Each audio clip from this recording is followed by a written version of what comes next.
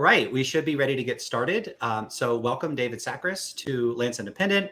And today we're going to be talking about moral judgment. But before we get into all of that, I wanted to ask you about your background, sort of like what your educational background was and what kind of research you do and all of that. Well, Lance, thanks for having me. It's good to chat with you. My background is in philosophy. I did my PhD at the University of Buffalo, or SUNY Buffalo. It kind of has a weird branding problem. But I did my dissertation in philosophy of language. But while I was there, sort of one of the early proponents of experimental philosophy, James Beebe, also taught there. So I took a course with him. And we did a big, fairly well-known experimental philosophy project called Moral Objectivity Across the Lifespan, where we investigated how people's moral views change with age. But like I said, I didn't do my dissertation in that area. I did in philosophy of language. I got a job at a community college. I wasn't teaching philosophy of language. And, over time, I just got more interested in ethics and aesthetics as I was teaching my introductory level courses. So, before we started recording, I was saying to Lance, I think just my philosophy of language training kind of led me to say, like, what even is a moral judgment supposed to be? What even is an aesthetic judgment supposed to be? Can we define these things? Could we even give a sufficient condition, let alone necessary and sufficient conditions? So I started writing these skeptical papers towards aesthetics, questioning what aesthetic judgment is. And then naturally, I kind of went to questioning what is a moral judgment. And in fact, teaching famine, affluence, and morality had a big influence on me, because just watching students react to the drowning child versus the starving children far away, I just thought, why are we trying to force these judgments into a box, right? Why are we trying to say they must always be motivating, or or something like that? So I just started thinking moral judgments are just like any judgments. Sometimes they're motivating, sometimes they're not. And that made me think moral judgment's not a thing. I'm going to try to write papers about this. So that's it. That's my back. That's how I got into this.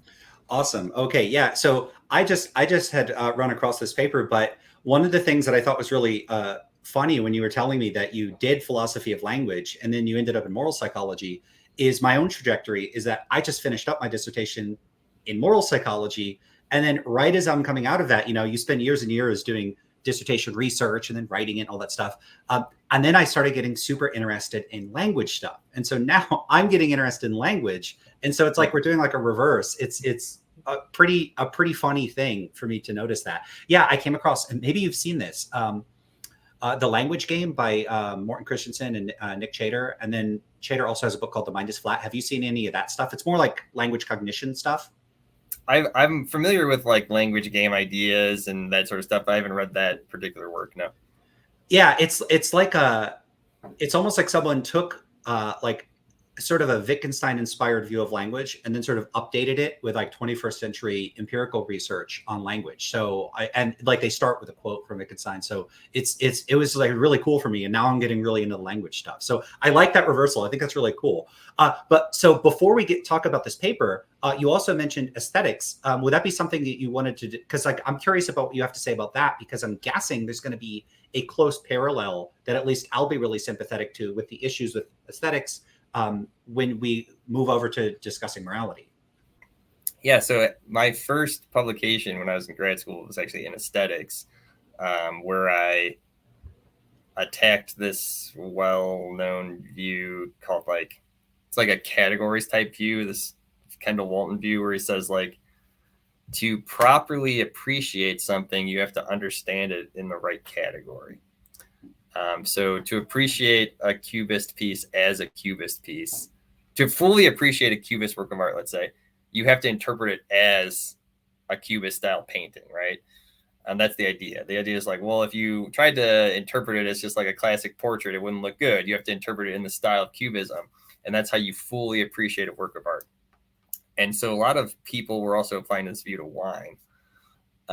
Like to enjoy a Pinot Noir, you have to enjoy it as a Pinot Noir. You have to know it's Pinot Noir. Even better if you know where it's from and what it's supposed to taste like. Blah, blah, blah. And I'm a wine drinker. or just an alcohol drinker. I don't know. But I was like pretty skeptical of this, and I just sort of picked up on this contradiction, which was, well, for you to enjoy something, you have to appreciate it in the right category. How can you be struck by beauty? Or how can you be struck by something being good, even though you've never experienced it before? And there seemed to be like a conflict there, right? Like, it seems like even if I don't really know that much about wine, I could like, even if I never had a Chianti before, I could drink a Chianti and be like, oh, wow, this is really good. Where's this from, right? And it seemed to be like this view, this categories of appreciation view didn't really allow for that. So I started criticizing that view, and I published a paper about it. And then this well-known person replied to me, and I was like, oh, wow, they published a reply. So then I just started getting more into it. And eventually my position became that not only was I skeptical of some of the claims about aesthetic judgment, I just became skeptical that there was a distinct judgment kind called aesthetic judgment, right? Like, okay, what is an aesthetic judgment supposed to be? Oh, it's a disinterested appreciation. And what is that? And how is that different from something else? And like, there were claims that only certain things could be appreciated aesthetically, but not others. And I just noticed that the whole concept was extremely ill-defined. And I think that was maybe my philosophy of language background coming in. And it's just kind of like, what's this supposed to be exactly? So yeah, I published a series of like very skeptical papers. And then I just published about the same time as the paper that you picked up on. I published a similar paper called Are There Aesthetic Judgments in Kentness? And it seems like that paper is maybe getting read a little bit or picked up on. So yeah, I just think like, you know, people give these accounts where it's like, one account would be like, well, you make an aesthetic judgment when you attend to aesthetic properties. But then I could say like, well, what's an aesthetic property? Right. And then it just keeps like, well, it's the thing you attend to. And it's this sort of circular definition. And no one really knows what aesthetic property is. And there's so much debate. And one of the things I sort of pointed out was like, you know, even what we consider to offer aesthetic experience has changed, right? So like for Kant, nature was the epitome of aesthetic experience. But then if you look at like mid 20th century writers, they're not even talking about nature anymore. They're talking about the art world, and art is the epitome of aesthetic experience. And some views, like Noel Carroll's view, a prominent a person who works in aesthetics, his view doesn't even account for the experience of nature. And so it's like, wait a second, what are we even talking about? We had this guy who like created the whole concept of aesthetic judgment. He thought nature epitomized it. Now, 200 years later, we don't even think you can have an aesthetic judgment of nature. So do we even know what we're talking about? So that was kind of the impetus. And then, you know, same idea with moral judgment, which is like, well, can we really define it? I'm just very, you know, if you take this idea of natural kinds, or I guess, so one part of my Buffalo experience that influenced me here, and I don't know if you are familiar with this, but Buffalo is a big ontology program, applied ontology, where you're defining relationships. And so I just said, okay, if moral judgment is a distinct type, you should be able to finish the following sentence. A moral judgment is a judgment that blanks, right? And what's going to go in that last category that differentiates it from a math judgment, an aesthetic judgment, a judgment of distance, a judgment of, you know, beauty, a judgment of tastiness. And my thought was nothing can be filled in there. So that's basically what my evolution of thought, which is like went from skepticism of like, what is this supposed to be, to just full blown, it doesn't exist. So I don't know. What are your, I mean, so I know you're sort of like an anti-realist. I picked up on that from your website, but what are your thoughts here? So I'm really sympathetic to this view, and part of the reason for that has to do with my views on why there's such a draw to moral realism that persists in contemporary analytic philosophy. And personally, what I suspect, and of course, it's very hard to actually get good evidence on this because you have to dig into history and anthropology and all this stuff, is that I'm not so much drawn to evolutionary debunking arguments that try to account for the content or the nature of moral judgment in terms of our evolved predisposition to engage in certain sorts of judgments. I do think, of course, evolution shaped human psychology in ways that's relevant to our evaluative attitudes and our normative judgments. Just think of our gastronomic judgments. All over the world, you're not going to find any society where people are going to really despise ice cream and French fries, and they're just going to love eating like dirt and razor blades. That's just not going to be a thing. Right. And part of that is just because, we evolved to prefer some flavors over others. But when it comes to making moral judgments, it's not so much the distinctive content of the sorts of things people are going to make normative or evaluative judgments about. Clearly, all over the world, people are going to make evaluative judgments about like painful stimuli, frequently, usually being bad, that sort of thing. And usually eating something tasty is good. So it's not so much about normative judgment. It's about this notion that there's a distinctive category of normative judgment, moral judgment. And I didn't have the same background and education and experience as you did. And, for whatever reason, I fell into an intense skepticism about whether or not there even is this distinct category. But I think that might even be relevant to the realist anti-realist dispute in metaethics, because what I suspect is that part of the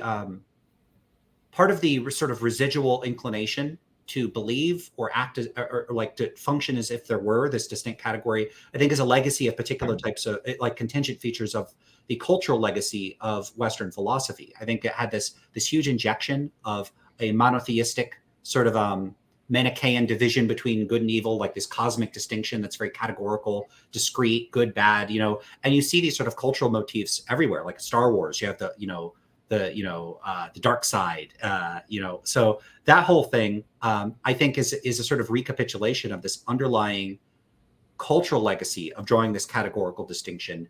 And I think, once you kick the theistic legs out from underneath the Western way of thinking about the world, that is a sort of, it's sort of relying on that inertia. There's sort of cultural inertia, even in the absence of theism and theological underpinnings of this, good, evil, like God, Satan type dynamic that has just persisted. Now, I know that's probably like a super crude historical and cultural characterization, but it's roughly where I think I'm inclined. And so I think that if we could show that moral judgment is as a category isn't reflective of a natural kind, it's not as deeply rooted in our psychology as we might have thought, I think that would provide some significant, if not direct, support for the kind of philosophical thesis I'm defending. Yeah, I definitely see what you're saying. And I think one of the things I sort of think this whole idea that moral judgment is a distinct kind is almost like a leftover of like phrenology. Like we're going to point to the brain area where moral judgments are made, but that's not how it works. And now we know that's not how it works, right? But even, people like Joshua Green, he says on the one hand that he doesn't think moral judgment is a distinct cognitive type, but on the other hand, he does all these experiments that seem to presuppose that it is, right? And he's trying to get people to only make, he's really focused on moral judgments and he's going to solve the trolley problem. But it's like, well, if you don't think moral judgment's a distinct type, then what is the significance of even studying the solving trolley problem, right? When we just need to understand decision making in general, how people make normative decisions, maybe not, we're so hung up on studying moral judgment, but it also does not really lend itself at all to laboratory study, in my opinion, just because it's not the real conditions of making a moral judgment. It's hard to reproduce those conditions, right? Even if it is a distinct thing, I think anyone would admit it's hard to reproduce the conditions of moral judgment. And so you're sort of saying well, on the one hand, you're saying you don't think it's a distinct type. On the other hand, you're really focused on putting people in fMRI machines and asking them trolley problems. Why? Right? I mean, and that's where I'm getting confused by the behavior of the people investigating it. And I think are we actually getting anywhere with this? And maybe we just need to take a whole new approach, Yeah, so I'm super sympathetic to that. But before I have some specific questions. I'm not too specific, but just roughly fine. I had an outline of the kinds of stuff I want to talk about. I want to mention this discussion is based on a particular paper that you have coming out. So I'm looking at it now. The European Journal of Analytic Philosophy. Are there, quote, moral judgments? And that's with you and Rasmus Rosenberg Larsen. That's that's correct. right? He's at University of Toronto, Mississauga, and he's trained as a philosopher primarily, but he teaches in the forensic science program.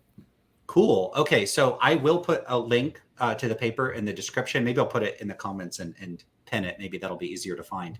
So I wanted to ask you if you could give a sort of like rough. It doesn't. You don't have to like summarize the whole paper, but for I feel like some people listening to this might feel like they're diving into the middle of a discussion, Yeah. and so I think maybe it would be helpful to get people situated by taking a step back. I really have enjoyed everything we've said so far. So sometimes it's just good to just get right into it. But to sort of just outline like what is the target of your critique? So that like there's this notion of moral judgment. There's this problem of whether there is such a thing. Could you give a sort of broad overview of what the claim is supposed to be and then what your general concern is with it? Yeah. So I think, I with a lot of this, I try to take like a more historical approach, and that's partly what influenced me and my views. I think like in undergrad, I was actually a classics major, and I think I probably would have gone into ancient philosophy if I didn't find ancient Greek so difficult. I was just I was like, I'm never going to be good at translating. What am I doing? I'm just like wasting my time learning this. If you look back at, Aristotle and Plato, even, I would say, they don't present moral judgment as a distinctive kind, right? So for Aristotle, it's a species of practical judgment, which is just judging what to do. For Plato, obviously a moral judgment is going to be based on knowledge of the good, but almost everything is based on that, right? Again, it's like, what are we doing? Well, we're doing something that's supposed to be good, but that could be like anything. They had very different views. So I think like the idea that moral judgment is a distinctive type with distinctive properties, you could maybe attribute a view like that to Plato, but really the person I think that's most responsible is Kant, right? So Kant gives us this idea that moral judgments they have certain properties, right? They're categorical. They always have to be followed no matter what. And because they're categorical, you need to be motivated to act on them, right? And this idea, I think, has been extremely, even though many elements of Kant have been rejected, I think this idea that moral judgment is its own distinct area of study is a very Kantian idea. And I think people would also maybe attribute a view like that to Hume and some of the sentimentalists. But to me, I think Hume himself, I mean, I don't want to get too crazy in this stuff, but you can trace this back to some of the English sentimentalists, Kant. Okay. Let's just say that. So that has really influenced the research program. And if you look at famous books like Michael Smith's The Moral Problem, it's all about what is a moral judgments have special. They're not even asking what is a moral judgment. What they're more saying is like, what are the necessary features that a moral judgment has that makes it distinctive, right? They're assuming it's distinctive, right? That's what I would say is the thing that Rasmus and I are trying to point out. We start with the assumption from Kant it's distinctive, and then we're looking for the thing that makes it distinctive, and we're arguing about it. So one of the things that supposedly makes moral judgments distinctive in some people's minds is that it's necessarily motivating. So when you make a moral judgment, you're motivated to act as long as like some thing's not stopping you from acting, like you're not tied up, or as long as you're rational. Another view would be all moral judgments are made from rational faculties. That's a famous view of philosophers of health. Other philosophers have argued that moral judgments are actually made by emotion. They're purely emotional judgments. They're based on human sentiments, sentimentalism. Okay. So a lot of the views in philosophy that have been influential just started with the assumption that moral judgment is distinctive, and then they sort of argued about what made it distinctive. So what we saw, Rasmus and I, is that it seemed like people were actually starting to like question this a little bit, because we kind of arrived on this at our own, like, what is the moral judgment supposed to be? But then we saw that like Synod Armstrong had asked this question: are moral judgments unified? And then we found this old like Stephen Stitch paper that was published like in a very obscure journal, where he also asked, are moral judgments distinctive? And so we noticed some people sort of questioning it, but other people were like doubling down, like Victor Kumar and Campbell just published a book defending the idea that moral judgment is distinct kind. So we just said, okay, we are influenced by ontology and Aristotle, to go back to Aristotle. And Aristotle's definitional schema is A is, if you want to define something, you should be able to complete the following sentence. A is a B that sees. Okay, so, like if we think about Aristotle's definition of human, it's like a human is an animal that reasons, right? What makes us distinctive from other animals? It's our reasoning ability. Okay, so a moral judgment is a type of judgment, right? That's the first part. But then we need to know what differentiates it from other judgment types. So we said, okay, if moral judgment is distinct, we should be able to fill in, philosophers should be able to fill the following schema. A moral judgment is a judgment that sees, where they put in some important thing or feature that moral judgments have that all other judgments lack, or most other judgments lack, uncontroversially, right? If we really think this is a distinct type, there should be some distinctive way to characterize it. So how do we know it's different? So the paper is basically like introducing that idea. And then part of the strategy is to just go through candidate definitions that philosophers have either explicitly or implicitly offered and like said why they're bad. But another part that's, I think, a big part of Rasmussen in my thinking, but it's also just like a bigger idea that's hard to characterize. But one of the things we really want to say is like, it's just not even clear what a judgment is. Like, how would we define judgment? I've never really seen a philosopher Kant tries to give an account of what a judgment is. Most people don't think that's correct. Some philosophers have tried to say what a judgment is, but for the most part, it's not. No one attempts to define what a judgment is. And so part of our thinking is like, well, we're not even sure what a judgment is, but we're trying to identify subtypes. That doesn't really make sense to us. So it seems like we should first try to figure out what a judgment is. Once we get that figured out, then we can identify subtypes. So that was sort of a big part of our thinking, which is like, when, how do we even want to define the parameters of a judgment? Like, let's say I form an initial judgment, but then 2 hours later, I change my mind. Is that two different judgments? Is that one judgment? Do we want to call one a considered judgment, one a snap judgment, all these things, right? So our whole thing is just like, we don't even know what judgment is. So stop trying to define subtypes. You should probably just figure out what judgment is. But anyways, that's sort of like the beginning part of the paper. We're like, we think the overall problem is people don't even know what judgments are.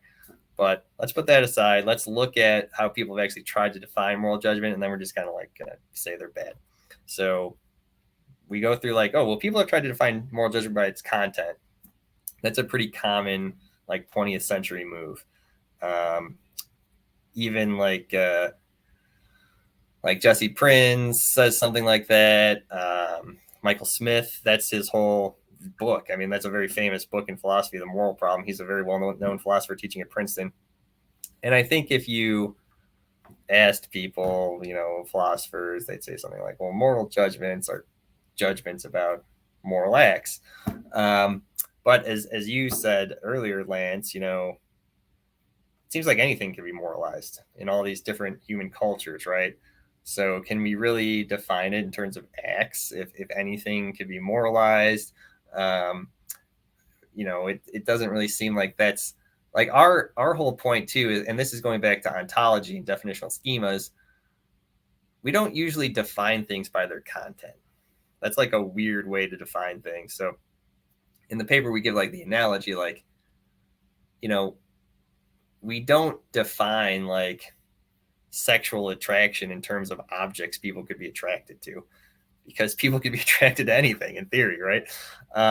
We define it in terms of like physiological responses. Like someone is having a, sexual arousal based on like heart rate and this and that, right? We would look at the parameters of their physical body. We don't look at like what they're looking at necessarily. We could make broad characterizations, but as we know, those aren't 100% correct. So it wouldn't be correct to say men are attracted to women, right? That's false. So similarly, we don't want to say, well, a moral judgment is a judgment that killing a stranger is bad. Well, not everyone thinks that. So that's our first thing. The second thing we sort of look at is just attempts to sort of find a moral judgment part of the brain.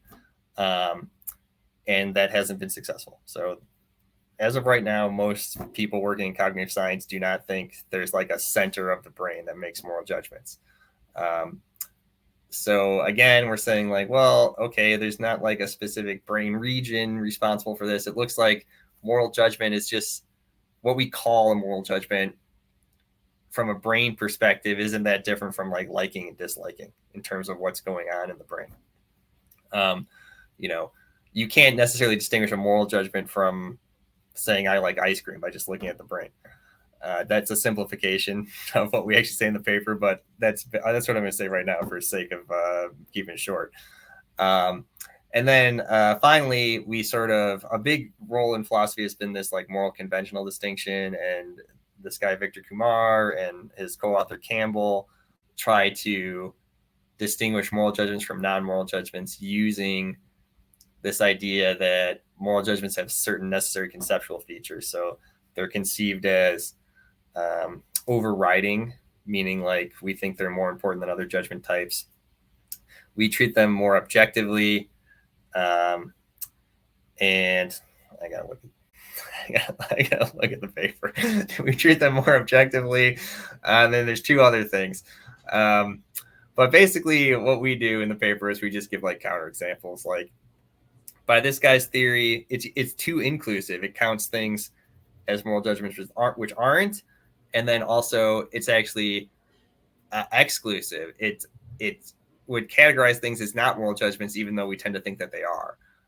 So like a good example we give in the paper is like, if I say to someone like you should stop smoking, which I take to be a moral judgment, I don't think that's overriding. I don't think they need to stop this instant.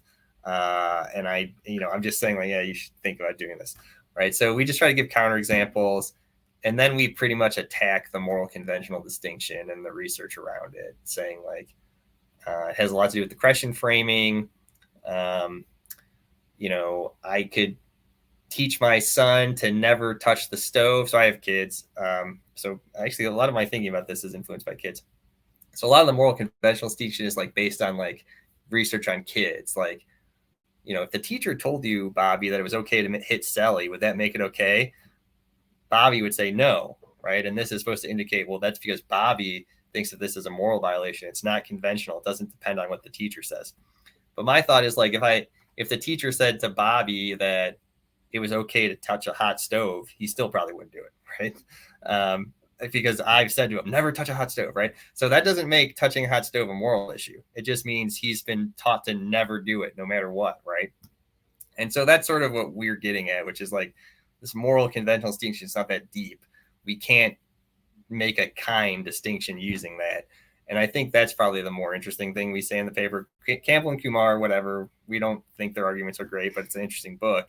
But a lot of philosophers have like depended on this moral conventional distinction to like say moral judgment is a natural kind. And so in this paper, we're just saying like this distinction is not that robust, and it can't serve to make the distinction you want it to. So and then we end the paper saying like, maybe what we need to do is research judgment more generally. So that's the paper in a long, lengthy nutshell, I guess.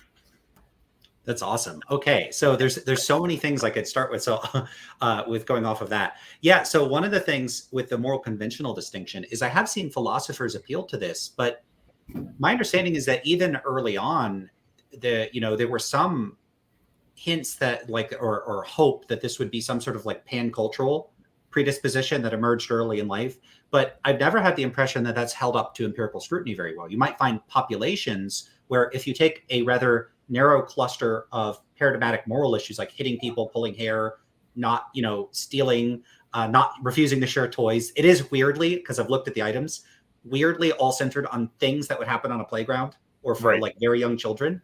And like strangely, I have the impression that it's not clear whether they adapted these for adult populations. I'm not sure right. They did. So there are questions for adult populations. I mean, I think part of the reason they focused on children is the idea that like it emerges early. This shows that we have these cognitive dispositions to make this important distinction for social life. There's things you can never do. These are the moral things. There's things that are convention that they just depend on rules. And look how quickly kids learn this. So certainly, this isn't the only place it's been really influential in philosophy. So I'll just, I think the paper we're talking about right now is of course, I love all my papers equally, but Rasmus and I also published a paper where we attack the internalism externalism debate. But then I wrote a paper by myself where I sort of attack how philosophers and psychologists have conceived of psychopathy. So one of the ways that people have tried to prove that psychopaths are morally defective is that they supposedly fail the moral conventional distinction. So this is based on one paper by this guy, R.J.R. Blair, and he studied 10 people, 10 psychopaths and 10 non-psychopaths. And 4 of the psychopaths did not make the moral conventional distinction. And this paper has been so influential. And I think it's one of these things where like philosophers just read the abstract. And the idea that psychopaths are morally impaired or can't make moral judgments has been seen as like a way to argue for internalism. The idea that moral judgments are necessarily motivating, because the idea is like, well, look, psychopaths, what makes them psychopaths is they're morally defective and they're not motivated by their moral judgments, or they can't even make moral judgments, right? They don't even know how to make, they can't even make moral judgments. They're like screwed up, flawed. So that's like another aspect of my work and Rasmus's work, which is like, well, if there's no such thing as moral judgments, the whole way that people talk about and characterize psychopaths make no sense, because the whole idea is that they're pretty much rational, but they just don't care about morality or something like that, right? Snakes in suits, or like the original characterization of psychopathy, which is like insanity without the delirium, meaning they can pass as normal people. But what we're saying is like, well, if there's no moral area of the brain, how could just that area be defective? It doesn't really make any sense. And what we've come to see is like within the field of psychology, people were already questioning whether psychopathy was a coherent diagnosis. And so what we said was like, well, yeah, actually, let's further that. Let's say like the whole organizing feature of the disorder makes no sense. And so some of the claims about psychopaths is that they have like dampened emotions, right? Or they can't feel empathy. But our argument or our view, like to give more our positive view, the view of Rasmus and I, is that emotion is central to all decision making. So if you had someone who couldn't feel emotion, not only could they not make moral judgments, they couldn't make any judgments. They couldn't decide what to eat, what to wear, anything like that, because they would have no inclinations to do anything.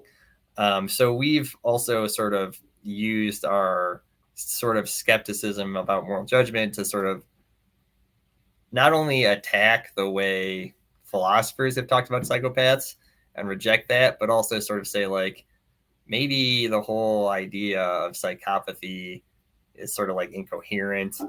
And a lot of these studies that have claimed to show that psychopaths don't make moral judgments in the same way as normal people, I shouldn't say normal, healthy people, whatever I should say. A lot of those studies have been debunked or haven't been replicated.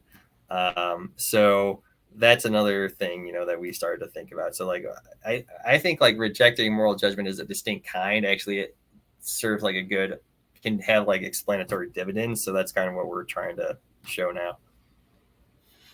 Yeah, it's interesting. And just, I guess, something that would be worth saying is that a study, I mean, unless you're dealing with an absolutely astronomical effect size, I mean, there might be questions where it would be appropriate. A sample size in psychology of 10 people is just incredibly small and probably not very informative. And if you get an effect there, you're going to have probably an inflated effect size because you're not going to be able to detect small effects. So, right. I don't even know, like 10 people is just, it's too small for that to be an especially informative study. Probably not even useful as like a pilot study. So right. I would have just been skeptical from that from the very outset. But then, as you're pointing out, if these studies aren't replicating or they're not really holding up to scrutiny, that's going to be an issue. You're also going to have problems where, I don't recall if I've seen the specific measures. I know also if this, do you know when this paper is published? I don't know if I've seen the paper or not. Oh, this RJR paper. So Yeah. Blair, a lot of this well-known Blair work is from the 90s. So this paper, I believe, is from Oh, 1996. okay. Have you seen the actual measures that they use? Because Yeah. I'd be interested in how they adapted them. So their whole thing is like asking the psychopaths questions like those very questions that you brought up, like if if the warden said it was okay to belch at the dinner table, would that make it okay? And what's interesting is, Blair predicted that the psychopaths, the people diagnosed as psychopaths, would treat everything conventionally. That was his prediction. Really, the thing that he found is that the people in the study that were diagnosed as psychopaths were more likely to treat the violations as moral. They were more likely to say, you can't do that even if so-and-so said it was okay. And so that was one confound, like, well, it didn't go the way you thought. But two, it's like, well, the whole population was incarcerated white males. And so, Rasmus and I are like, well, I mean, maybe they're saying this because they want to look extra moral because they're in jail or stuff like this. There's all these confounds here. And so he's also the person who's done like skin conductivity stuff and made claims like psychopaths have a dampened fear response. Psychopaths can't feel empathy. And almost all of his work has been subsequently called into question when people have like re-examined his methods or just tried to reproduce his experiments. I shouldn't say all. I mean, and this guy's a very influential psychopath researcher, so I'm not trying to like throw him under the bus. I'm just saying, like, I think some of his studies, his findings, people have taken as way more significant than they should. I mean, for example, this guy, Ken Keel, who's also a psychopath researcher, he actually testified at a sentencing portion of a trial in Chicago, claiming that this guy who is diagnosed as a psychopath and was up for the death penalty should not get the death penalty because his brain is different from a healthy person. And as a result, he's less responsible. But again, that's something this is where Rasmus's work really comes in. He's looked at a lot of these like fMRIs of like people diagnosed as psychopaths, their brains, and you can't distinguish the signal from the noise, right? There's so many different studies on this, supposedly pinpointing like almost all areas of the brain have been implicated in the psychopathy diagnosis. Mm-hmm. It's all like all over the place. And so, and people who are diagnosed as psychopaths are usually also drug users or they're incarcerated. That's going to have an effect on your brain. So, a lot of what we've looked at is just like, I think sometimes maybe people who aren't as informed, maybe philosophers especially, they just think like fMRIs are like this magic window into the brain. They're not, it's very inconclusive. And that's one of the things that we're trying to like get out more and just say like, this stuff is really hard to interpret. You actually probably need to scan thousands of people to draw conclusions. So that's sort of like a separate issue, but like, that's something that him and I are really like, man, these fMRIs, it's like more like your brain is more like a black box, even with fMRIs, Yeah, it's super fascinating, but I think that's exactly what I would have expected for an area of research that I'm not very familiar with, which is that, you touch on these issues in this paper, and it looks like other papers you focus on this more, but it's really when you dig into it, you're hitting the tip of a much deeper methodological iceberg where there's almost an onion of methodological layers where the methodological problems that I think would warrant skepticism almost, or maybe not almost, actually overdetermine the justification we have for skepticism. We're like, just fMRI alone should make us skeptical, but also the size of the samples should make us skeptical. And then the analytic tools that are used should make us skeptical. And the way that they've operationalized, like this is operationalized as like a psychopath, non-psychopath dichotomy. Maybe there isn't a dichotomy. Maybe we have questions about the diagnosis. We have enormous confounds, which is that if you're dealing with a psychopath population that you're drawing from a particular environment, how do we know that it's not the environment that is causing some or all of the relevant differences we're looking at, rather than the psychopathy diagnosis? So there's just layers and layers and layers of problems where like any one of those problems, I would be like, I think I'm not going to buy into this research until that problem's solved. And then even if it was solved, it's like, okay, but now there's 5 other problems. And so, like, this isn't surprising me at all that I didn't know about this particular. I mean, it might be that I ran across the study, I looked at it 10 or 15 years ago, and I hadn't done my PhD in psych, and I wasn't attentive to issues of sample size and all these methodological problems. But for me, one thing I would add to this, and this is part of why I get concerned with adaptations of measures, is that there are also validity and measurement issues. That's a lot of what my focus is on.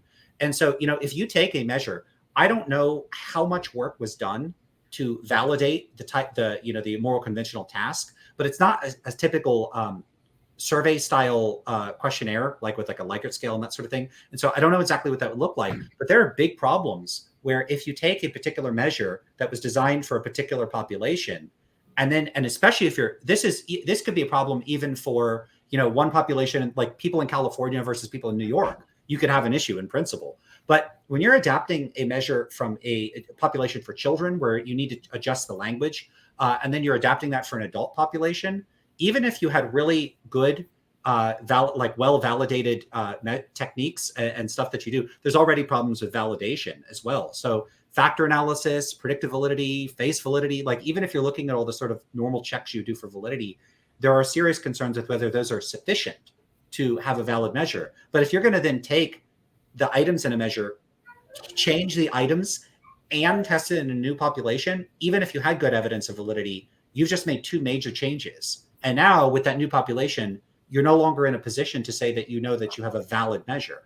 At least one of the concerns that I would have, and I've always had, well, not always, but whenever I started thinking about this, with the moral conventional distinction in particular, is that it's very top down. It's very a priori. The researchers themselves are choosing the quote unquote prototypical moral violations and the paradigmatic moral violations, and then they're choosing the paradigmatic social conventions. And the problem is that when you are explicitly choosing things, you have this problem of the stimulus as fixed effect problem. I don't know if you're familiar with this much at all. No, say more. So here's the problem. Imagine I wanted to do a survey on whether people liked fruit, and then I specifically chose like durian, lychees, and passion fruit. Stuff where it's maybe an acquired taste, or some people like it, some people don't. Or you're just not. And then I asked people to taste those and then rate their judgments, and then they scored really low. And then I conclude, therefore, people don't like fruit.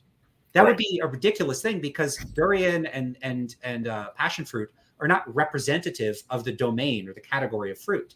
And the same issue here is when you are choosing your stimuli for your moral and your social conventions, you're not randomly selecting from the stimuli population. And just as we need to randomize, is approximate, of course, everything in practice is a convenience sample. You don't choose which participants from a population you want to study. I don't pick which US citizens I want to survey in order to generalize about the US citizens.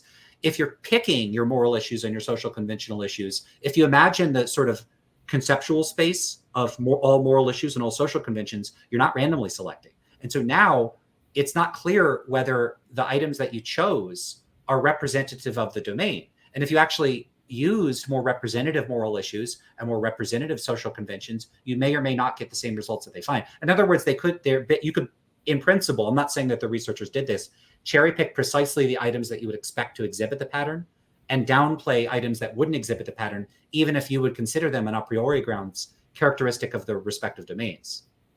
Right. And I think that's right. I mean, we didn't have the terminology to put it the way you did, but I think what we would say is like exactly what you said. Well, you picked what you took to be exemplar moral violations and exemplar conventional violations, but there's probably a lot of borderline cases. And I think the way Rasmus and I think about it is that this is much more like a continuum than a hard distinction. Right. And I think that's part of what, one of my first publications with James Beebe sort of showed with moral objectivism across the lifespan, which is, people, I think philosophers especially, and you talked about moral realism, they had this idea that the average non-philosopher, non-psychologist is a moral realist. They treat morality like factual claims. And so our paper showed that, yes, the average person treats some moral claims like other factual claims, but not all. And if you ask them about like controversial issues like abortion, they do not treat it like a factual claim. The they're more willing to say there's no right answer, or both people could be right, and all that kind of stuff. So I think that goes to the continuum idea as well, which is like, yeah, there's these hard and fast things that people are like, yeah, murder's wrong. Everybody knows that. It's no different from saying the earth is round. Murder's wrong, earth is round, period. But then when you're like, stem cell research, they don't treat that like the earth is round, because they're not confident, or they just realize there's a lot of controversy. And so I think that could be the same thing with this moral conventional distinction, which is there's these clear-cut cases, there's borderline cases. I think if we think about it more like a continuum, it's just a continuum of normative judgments, and we can't say here's the moral ones and they have these features, here's the conventional ones and they have these features. It's going to be much more intermixed, and that's part of the argument, in the paper that we're trying to make against Kumar and Campbell. And I think Kumar and Campbell's book came out after we wrote that paper, but Kumar had some papers where he's really arguing that moral judgment is a distinctive kind based on how it's conceptualized. But I think, one of my big thoughts was like, you look at my own work that came out before the Kumar work, and also the work of Goodman and Darley, who are pretty well-known psychologists. They'd already been showing that people do not treat morality as objective. And there's been some good work by this guy, Hagop Sarkisian, or I don't know if I'm saying his last name correctly, but he says, like, when you ask people about like aliens on another planet, they are less likely to think like what we think is wrong for them too, So, there's all these things that show like, people don't necessarily conceive of morality in the same way all the time. And, it's sort of like, I think it'd be helpful if we could think of, moral judgments like anything, like depends when you ask me, depends on my mood, depends what I was just thinking about, depends how much I've thought about it before. Right. So the really interesting paper, another Armstrong paper, a Synod Armstrong paper, it's this new paper by Paul Rerin and Synod Armstrong, where they say, how stable are moral judgments? And essentially it's like, if I ask you about trolley problems, and then I ask you again a week later, how likely are you to change your answer? Turns out pretty likely. Like 1 in 7 people change positions when you ask them again a week later. That's a pretty high number, So, maybe if we thought like, well, what if we asked them about something else, Again, I kind of want to say to Synod Armstrong and Rerin, just like, well, how stable are judgments, period? What if you asked them about how much they like ice cream, or how much they like going to the art museum, or anything? You'd probably say like, oh, I like it. I like going to the art museum. I guess I liked it on Tuesday. When you asked me a week later, I was in a different mood. I said I don't like going very much. So I don't know. Like, obviously, morality is really important, but I guess Rasmus and I probably think like, are we studying it in the best way? Yeah, so I think that I have a couple questions about the implications of this, and I think maybe we could wrap up with that. Sounds and good. Where I want to take this is asking what the implications are, like supposing that there are these sort of insurmountable difficulties to account for the notion that there's a distinctive category or like typological distinction between moral and non-moral judgments. Like maybe we could get past the issue of whether there are judgments, but one question would be, what are the psychological implications? And the other would be the philosophical implications. And maybe it makes sense to first ask about, because we're closer to that topic at the moment, the psychological implications. And as a framing for that, one of the things that would interest me is how this would relate to attempts to offer broad theoretical accounts of the nature of moral judgment. And in particular, I'm thinking of things like Jonathan Haidt and moral foundations theory. So like these are all supposed to be moral foundations, like the different types. There's authority and harm and fairness. And one of the things I always wondered is, why are these all moral judgments rather than there being fairness judgments and harm judgments? Why are they all fit into this category, whether or not they're perceived by the participants in the studies this way? So you have Haidt, you have Oliver Scott Curry with the more recent stuff, where morality is largely about roughly about cooperation, even if it has these sort of subcomponents. Then you have Kurt Gray and some of Gray's colleagues with the whole attempts to give these more unified and reductive accounts of what morality is about. Like it's all about harm, and you have the dyadic completion model. So you have all these attempts to say, here's what morality or moral judgment is. And I'm wondering how the concerns you raise how that would influence that research. Like, is there something misguided about the research? Is there a way to do that research better? That sort of thing. Okay. Yeah. Great. Quick question. We've talked a little bit about height in some of our work. I think what you said is exactly right, which is like what makes these all moral judgments, right? And I think the idea for him, and I don't know if he still thinks this, or this is sort of what I've read into his work, because I see this in some other people, is they think there's like moral emotions. Like disgust is a moral emotion. Empathy is a moral emotion. And so I think my more general thought, and I think Rasmus would agree with this, is we should think like, well, first, don't we think like emotions play some role in almost all judgments, right? To some degree, there has to be some sort of like valence to judgment, right? Liking, disliking, that has to be part of it. But I guess the other thought that I have is height, again, wants to say something like, although he doesn't commit to this 100%, and I'd be interested to actually talk to him. He seems to be saying something like moral judgments are composed of emotion. That's what makes them up, right? And so that's, again, where I think I want to say, like, why are we trying to put it in a box? Could it be that in many cases emotion is playing a role, but we could have a more cognitive moral judgment, right? And his view doesn't seem to leave a lot of space for that. So I guess like my thought is like, I think if you ask me like, what do I think about judgment in general, I'd say like judgment is very context dependent. And the way you make the judgment is probably going to depend a lot on the context of what's going on. Not just your environment, but also you. And I think we can make like good considered judgments when we have like reflective time and all this stuff.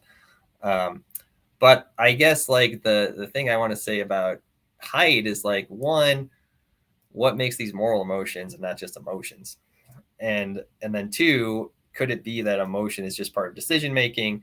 And then are you sort of downplaying the other ways we might come to moral judgments, right? So, just to go back to the famine affluence morality paper, it seems like I can just intellectually, and I'm not going to say emotions playing no role, but I can more cognitively think like, oh yeah, the war in Ukraine is bad.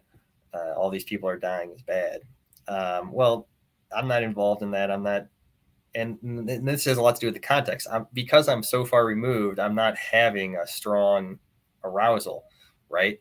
And maybe this is a different way of reaching a judgment.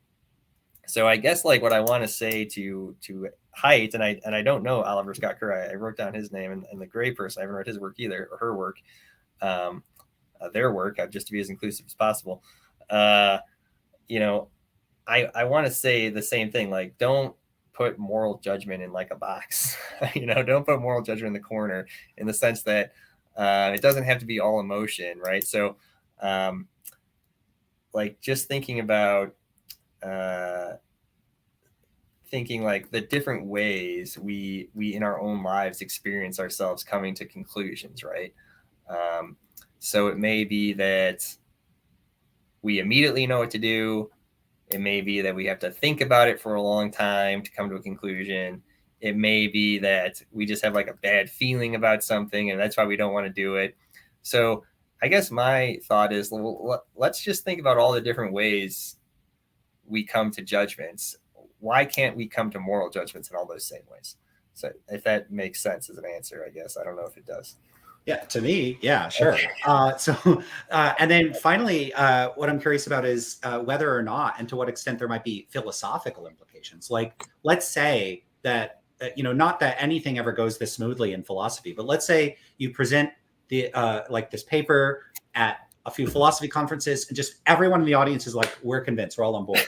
And as if anyone's ever convinced by anything in philosophy. Yeah. But like you convince everybody, does that change their practice of moral theorizing? Like, and of course there's a difference between if you presented these ideas, how that would play in the actual dialectic. But assuming people could be generally convinced, would that change their practices in any way?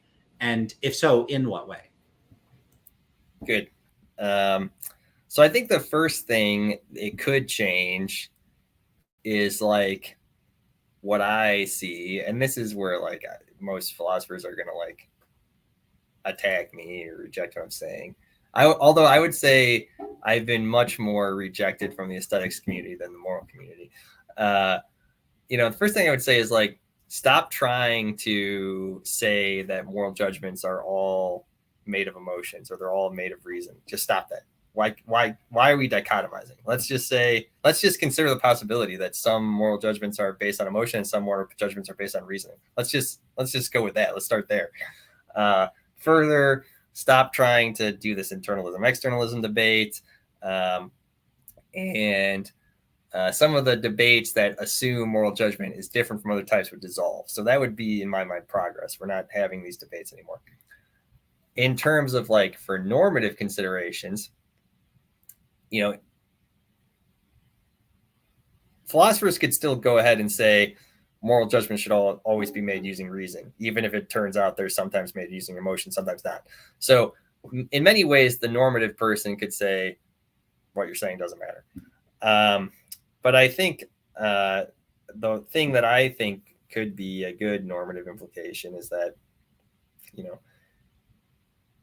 if part of what, a lot of what I'm saying about context influencing judgment is much more influenced by my work in aesthetics, because there's like, one of the things that's interesting is that a lot of marketing people have actually done like aesthetics research, in the sense that like, how does contextual factors influence people's ratings of things, especially when it comes to like appearance?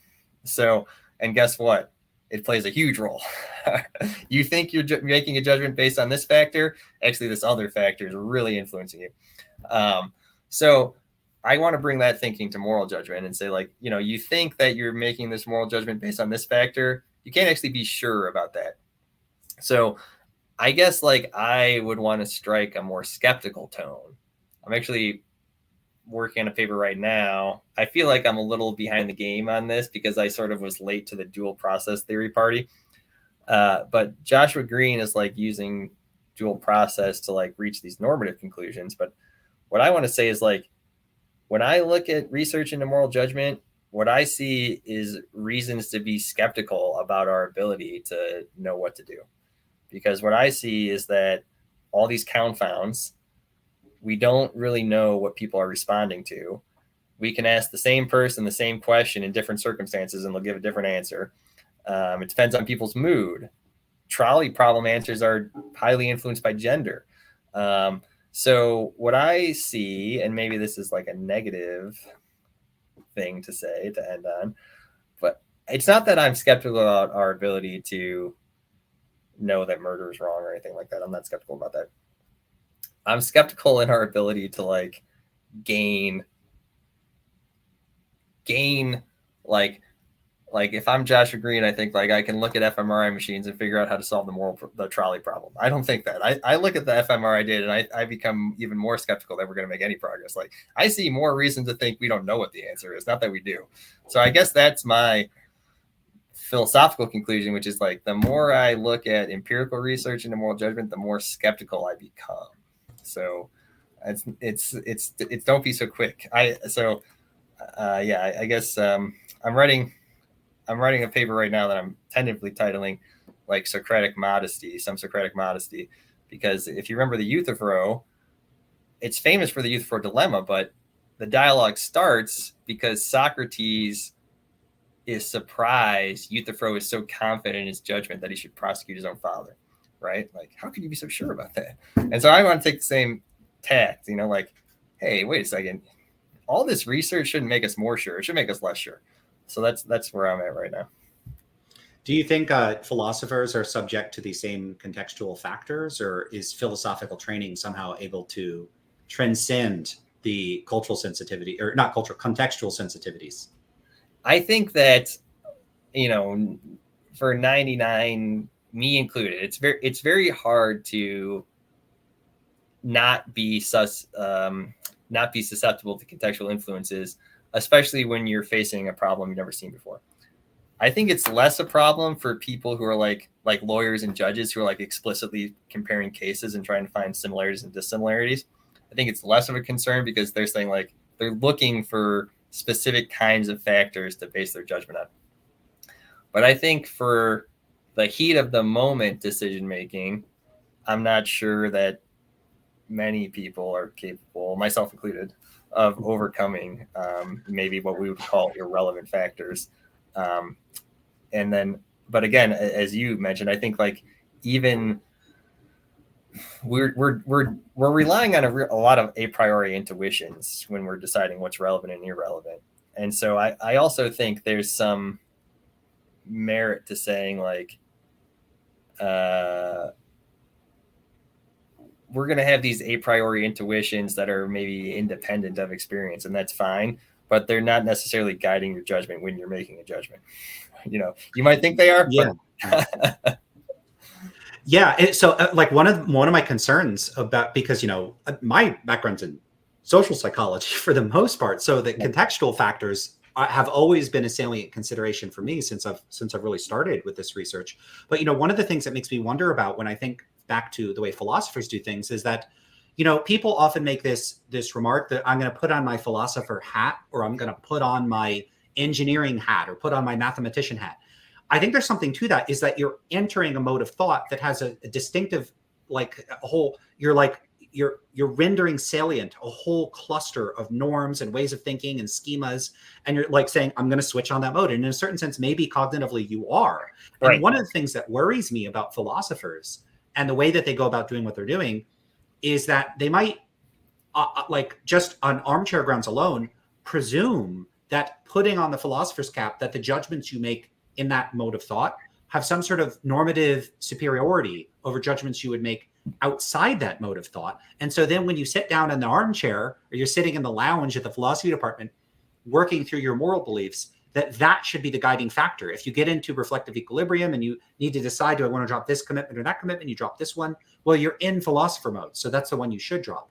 Whereas I'm not so like, on what grounds is that the right mode of thought to be in? How much does that mode of thought reflect normatively what you would think if you could take like a certain, maybe this isn't possible, like a bird's eye, or like a, you know, this transcendent, you could look at all your modes of thought and think which one is the right context that I want to judge. Part of the reason I'm thinking this is that, you know, if you make that moral judgment in an actual real world situation where you're like, I'm outraged at what that person did, but then you're sitting there dispassionately and in a mode of thought you spent years training to think as dispassionately as possible, and then you are, say, more merciful.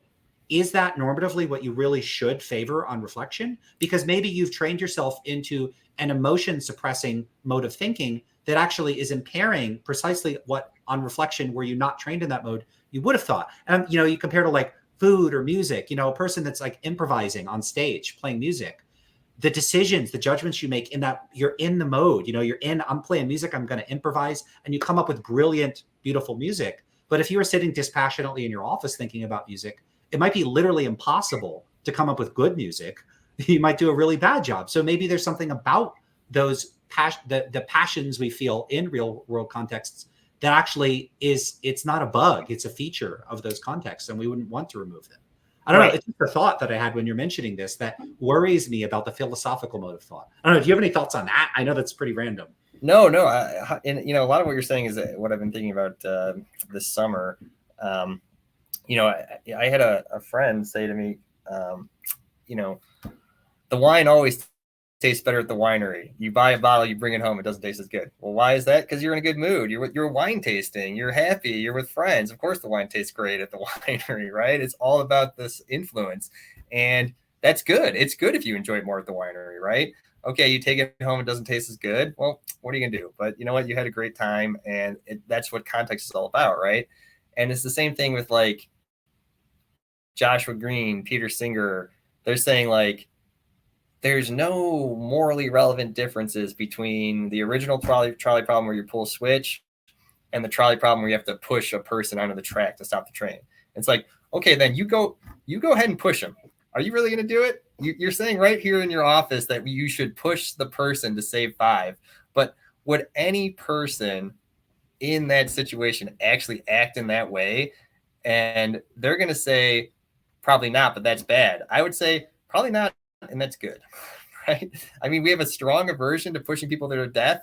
I don't think we should try to overcome that aversion, So I agree with you in the sense that, like, we shouldn't think of our emotional contextual reactions as bad. We should probably think, like, sometimes they're bad, but you know what? They've guided humans for thousands of years. And, like, if you have a strong emotional feeling that you shouldn't do something, you have a bad feeling about something, probably listen to that feeling. Don't try to talk yourself out of it necessarily.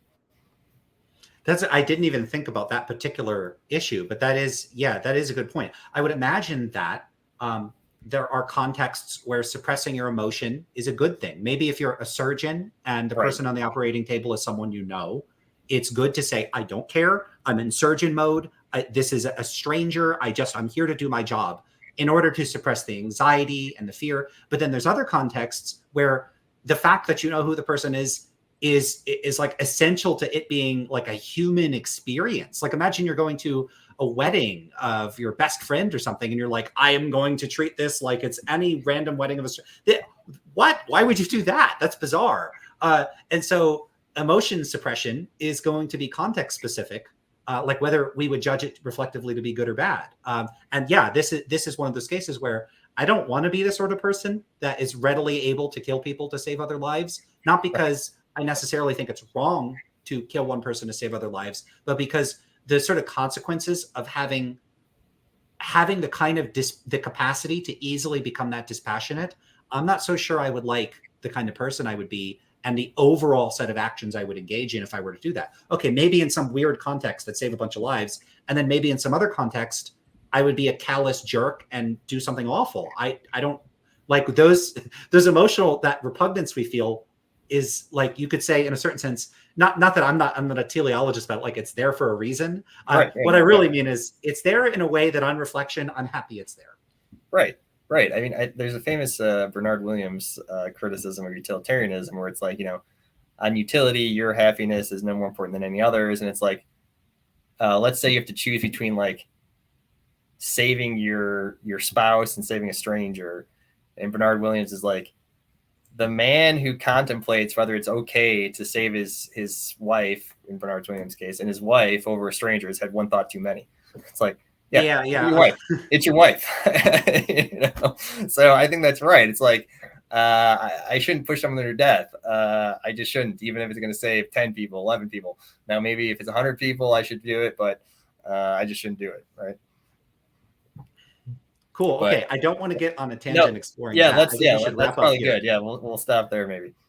Okay. Awesome. Yeah. So that would just get us into a whole normative ethics discussion. Yes, it would. Yes. Okay. Awesome. So this has been great. I think this is a good place to close things out. I got into those implication questions that I really wanted to get into. So I guess just my final question for you would be if there's any, like, websites or books or articles or anything you want to sort of plug or mention to people that you would want people to check out besides the article that we've discussed today, and then whatever else you have to say, and then we'll end it there.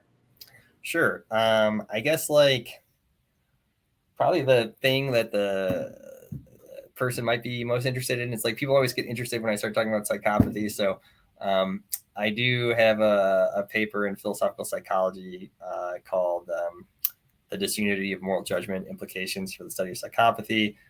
So I'll plug that. And that's where I talk about sort of if there's no such thing as being morally disabled, then there's many papers out there many folks who argue that psychopaths shouldn't be held criminally responsible, or they should be treated as if they have some sort of, like, defect that mitigates their responsibility.